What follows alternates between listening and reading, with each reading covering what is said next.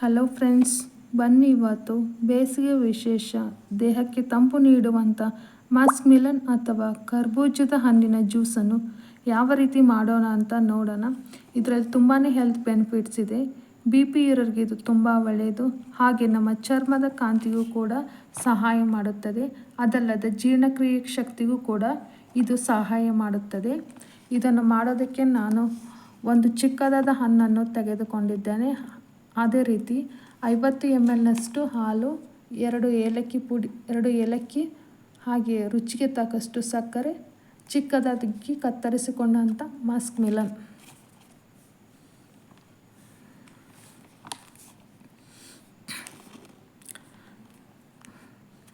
ಮೊದಲು ಇವಾಗ ಒಂದು ಮಿಕ್ಸಿ ಜಾರನ್ನು ತೆಗೆದುಕೊಳ್ಳೋಣ.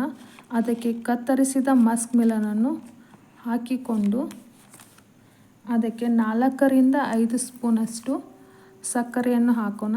ಸಿಹಿ ಜಾಸ್ತಿ ಇಷ್ಟಪಡೋರು 1 ಸ್ಪೂನ್ ಜಾಸ್ತಿ ಹಾಕಿಕೊಳ್ಳಿ.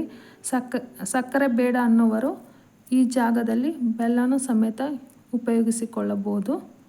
ನಂತರ ಇದನ್ನು ತರಿಯಾಗಿ 1 ರೌಂಡ್ ಮಿಕ್ಸಿ ಮಾಡಿಕೊಳ್ಳಬೇಕು. ಮಸ್ಕ್ ಮಿಲನ್ನಲ್ಲಿ ಹೇಳಿದ ಹಾಗೆ ಇದರಲ್ಲಿ ವಿಟಮಿನ್ ಸಿ ಇದೆ.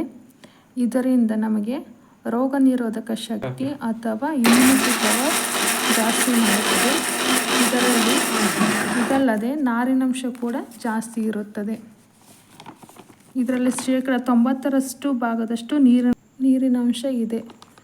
ರುಬ್ಬಿಕೊಂಡಿರುವಂಥ ಈ ಜ್ಯೂಸ್ಗೆ ಕಾಯಿಸಿ ಆರಿಸಿಟ್ಕೊಂಡಂಥ ಹಾಲನ್ನು ಹಾಕ್ತಾಯಿದ್ದೀನಿ.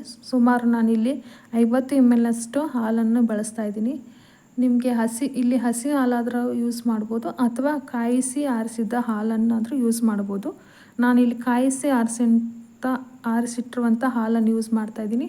ಹಾಗೆ ಅದಕ್ಕೆ 2 ಕುಟ್ಟಿ ಪುಡಿ ಮಾಡಿದಂಥ ಏಲಕ್ಕಿಯನ್ನು ಬಳಸ್ತಾಯಿದ್ದೀನಿ. ಹಾಗೆ ಇವಾಗ ಜಸ್ಟ್ ಹಾಲು ಮತ್ತು ಏಲಕ್ಕಿ ಪುಡಿ ಮಿಕ್ಸ್ ಆಗೋ ಹಾಗೆ ಒಂದು ರೌಂಡ್ ಮಿಕ್ಸಿ ಮಾಡಿಕೊಳ್ಳೋಣ.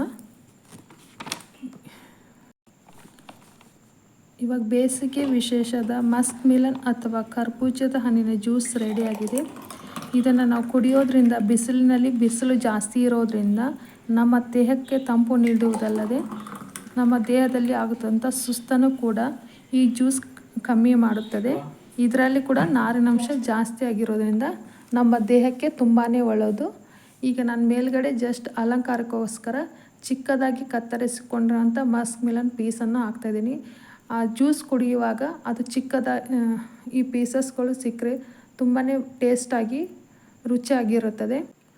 ಈ ವಿಡಿಯೋ ನಿಮ್ಗೆ ಇಷ್ಟವಾದರೆ ಲೈಕ್ ಮಾಡಿ, ಶೇರ್ ಮಾಡಿ, ಹಾಗೆ ಸಬ್ಸ್ಕ್ರೈಬ್ ಮಾಡಿಕೊಂಡು ನಿಮ್ಮ ಫ್ರೆಂಡ್ ಸರ್ಕಲ್ ಕೂಡ ಶೇರ್ ಮಾಡಿ. Thank you for watching.